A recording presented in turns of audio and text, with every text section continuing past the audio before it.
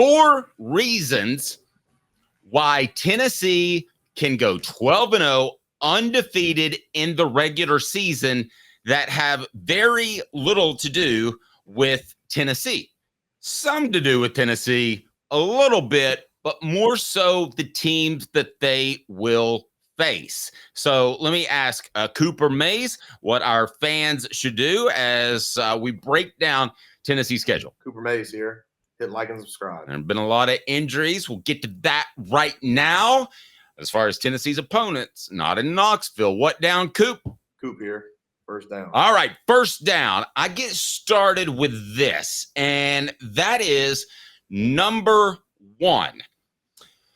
Oklahoma has injury problems already. Let me give you an update. Sooner offensive lineman Jerry Hatchett ruled out for the remainder of the season. He was the backup at center for Branson Hickman, who may or may not return.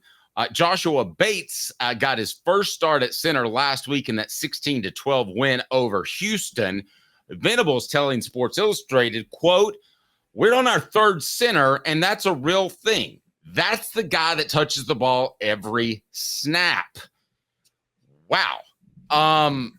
This seems like a repeat of what Tennessee went through last year without Cooper Mays, except worse, because they're on their 3rd guy. How does this change the way you view Oklahoma? Again, I don't want to focus on Tennessee too much. I want to focus on what's on their plate. Let's start with Oklahoma. The injuries up front, it's hard not to think about Tennessee's defensive line against that offensive line after what we saw Saturday, Caleb.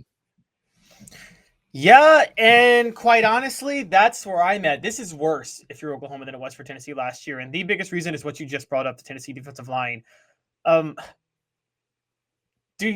you really, if you're Oklahoma's backup center, do you want your 3rd string center going up against veterans like Amari Thomas, Omar Norman Lott, Bryson Eason, Jackson Moy, Elijah Simmons if healthy? Dave, guys I'm naming, it's not that they're actually, I don't know if any of these guys are generational talents or even like future NFL star talents, but there's so many of them.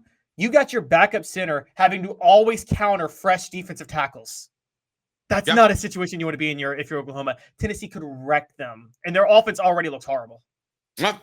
So I want to tie this into our poll question, and if you can put that up, I would like it to revolve around the 12-0 before we get to Alabama. So you think of a way to do that, and I'll tell you a little something about Alabama and why I actually think Tennessee could be favored in that game. Cooper Mays here.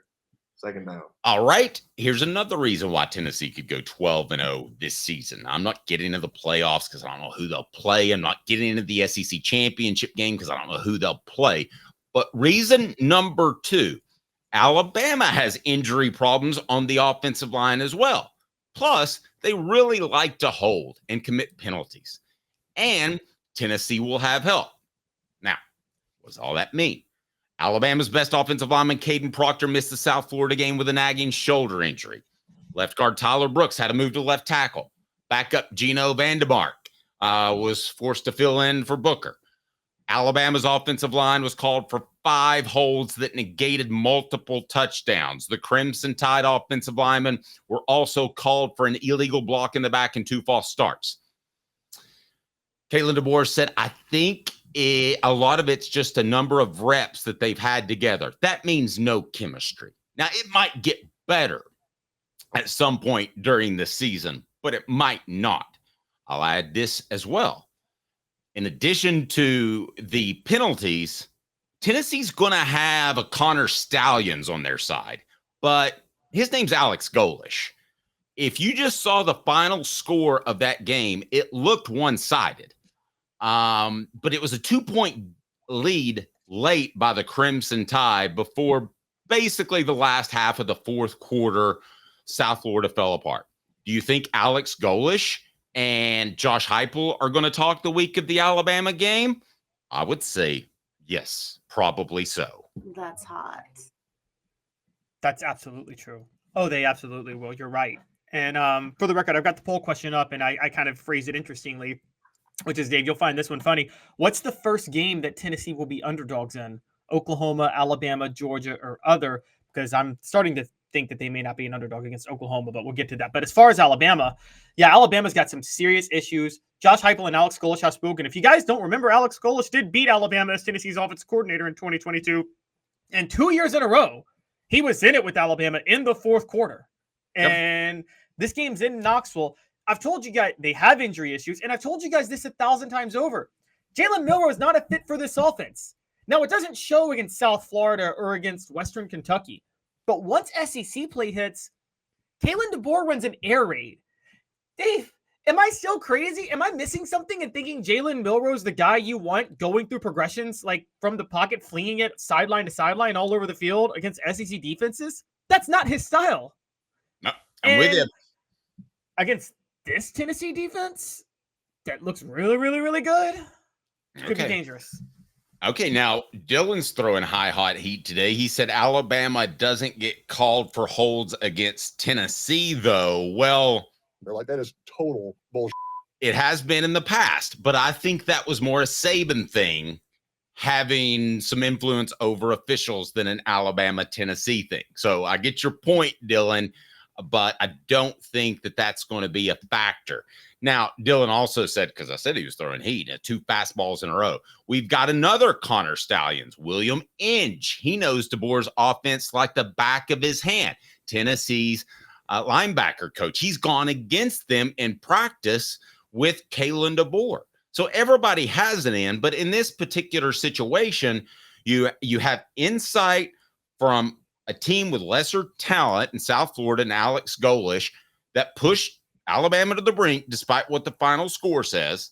And then you have William Inge, which should be able to provide some insight into that offense as well. Now, you've said Jalen Milroe might not be a great fit for that offense. I'm going back and forth on that. But regardless, Caleb, it's an offense that has its issues up front offensively, and Tennessee's at its best, or has one of the best defensive line groups in the country. Yes, exactly. That's very true. And so Tennessee could absolutely blow up any plays that are made by Alabama. If they're banged up on the offensive line, they have a quarterback not fit to run the air raid who struggles to go through his progressions. What do you think that allows James Pierce and Joshua Joseph to do? And guys, and I want to put this back because I saw it on Twitter, and people need to understand this. No, James Pierce did not have a quiet NC State game. Yes, he didn't rack up any sacks. He was in Grayson McCall's face at least 3 times, I counted, on that in that game. And so that's what an edge rusher is supposed to do. The sack is just glorified. It's a glorified stat for a hurry. But James Pierce did what he's supposed to do. What do you think he's going to be able to do if Jalen Milroe can't fling the ball and his offensive line is banged up? That's a disaster for him. Yeah, I thought he was very disruptive. I'm about to go to trial like Banks and Jones because the next team I tackle on 3rd down is Georgia. They're the reigning national champion, so I better have a darn good argument. Right, counselor? Well, it's because they're Tennessee's trial attorney. You can play to win with Banks and Jones because they'll go to trial. You've heard of other lawyers. They say they'll go to trial and fight for you. They won't. They just want to settle. That's the easiest way out. Well, that's not Banks and Jones, led by T. Scott Jones. They won't settle. They'll go to trial for you. Tennessee's trial attorney. They play to win. Truly, Tennessee's trial attorney when it comes to criminal defense or personal injury. Why settle? It's Banks and Jones. T. Scott Jones. BanksandJones.com. Tennessee center Cooper Mays here. 3rd down. Okay. I said I didn't want this to be as much about Tennessee as who they're playing, right, Caleb? Correct. I'm going to bend my rule a little bit. I wrote the column. I can do that. You can, when you're at the column, you can do that too. I like the Christmas Jesus the best, okay? Tennessee will have better quarterback play than when they play Georgia. Carson Beck is a senior.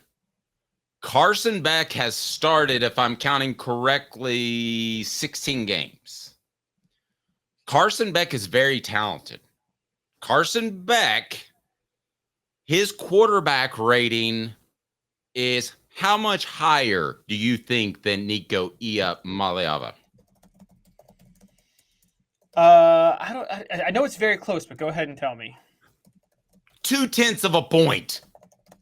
0.2 of a point. And I would argue that the opponents in Clemson and NC State, the good ones, were very similar in that they were probably overrated, right? But they were at least quality talent out there. So, Caleb, I will say that I think Tennessee will have better quarterback play. And I know we're going to get into that a little bit later in the program. And I'm sorry, Becca started 16 games. So I think Nico may be better right now, but we'll discuss a little bit later in the program. But would you agree that by the time these two teams play, they'll have better quarterback play? Quarterback play, yes. Also, more importantly to me, though, than anything, chemistry. I think this Tennessee team is closer. And I think Georgia is – I think the discipline woes will hit them at some point. I just don't know when. But you know this, Dave. When you let underlying issues affect your program, you don't know when those – at some point, it's not like a slow burn. Okay, it's like drinking vodka. You drink shots after shots after shots, and then you realize, holy, I am wasted. You don't go from like tipsy feeling. You're like, oh God, I'm drunk as heck. That's you know what you need. You should only drink whiskey because that keeps you from drinking too much because you make the whiskey face. You go, because it doesn't taste good. And then some of those people, as I think it's Dennis Leary said, have the permanent whiskey face. You don't need your liquor to taste good. You need it to taste bad because it's not good for you. You need to know you're getting drunk as you're getting drunk. Yes. When you're in college and you're doing cheap vodka and mixing it with stuff that's easy to take down, you don't think you're getting drunk. And then an hour later, you're like, oh my gosh, I'm obliterated. That's Georgia with their discipline woes right now. You know this, Dave. You covered it with Tennessee. It's not a slow burn. It hits you. It only hits you when it hits you, right? And you don't know when and you don't know how, but it's going to hit Georgia. And I think it's going to hit them this year. And I think there's a very good chance it hits them by the time they're playing Tennessee. I believe that Kirby Smart's best days are behind him. I'm not sure that that's going to be a factor this season or not. That's a discussion for another day. I think the discipline issues will undermine him. I saw it happen very slowly. It took about half a decade under Philip Fulmer. But then it all hit in 2005. Right. And certainly Kirby Smart has built up the equity to get half a decade if his team struggled. But they're still very good and they might win another championship. But I think the best days will be 2024 and previously. Now, let me get to fourth down. All SEC center Cooper Mays here. Fourth down. This leads into our poll question. What's the first game the Vols will be underdogs in? Hey, we need some more votes on that. I've got Oklahoma, Alabama, Georgia, and other up there. Georgia, 62%. So will Tennessee be favored against Oklahoma and Alabama? I'll defer to Caleb, the gambling expert, on that. But right now, Georgia, 62%. And I think that's right. Caleb, every other team, though, there's really no debate. Tennessee is going to be a favorite against every other team they played. And those are the four reasons why I think that Tennessee can go 12-0 during the regular season. Yeah, I think they're going to be favored until Oklahoma. And people are bringing this up. The FPI now gives Tennessee a 66% chance to beat Oklahoma, which I don't think anybody saw at the beginning of the year. They're going to be favored. Let's think about this, Dave. If they beat Oklahoma, there's questions about Alabama. Alabama's going to Knoxville, where Tennessee won 2 years ago, and the Saban lore is not there. If they're undefeated when they're hosting Alabama, they're going to be favored over Alabama, right?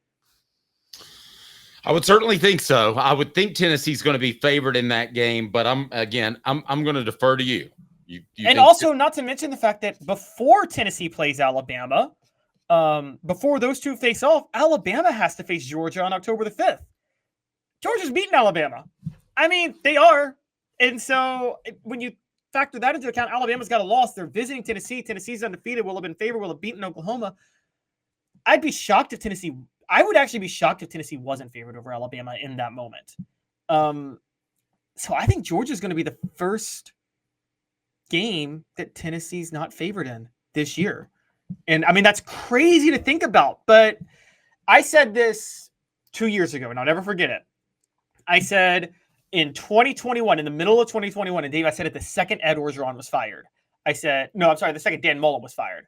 I said Tennessee will be favored in their first 5 games of 2022, and they'll be 5-0 because Pitt's rebuilding and Florida and LSU have new head coaches. So they will be favored in all 5 games, and they will be projected to be 5-0 going to face Alabama at home.